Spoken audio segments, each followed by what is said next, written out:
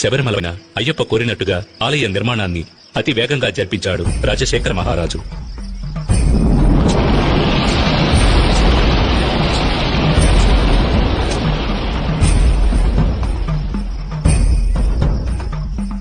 ఆ ఆలయంలో జీవిత తత్వాలను వివరించే విధంగా 18 మెట్లను కూడా ఏర్పరిచాడు.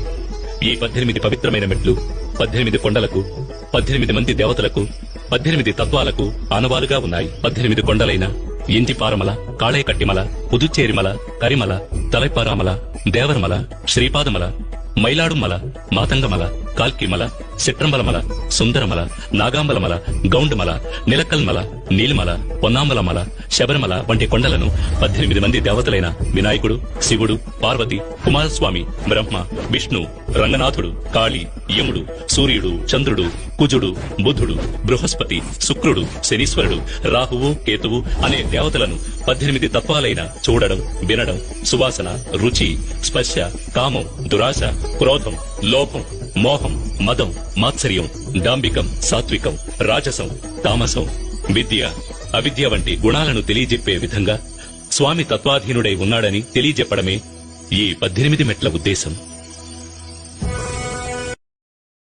Download ShareChat.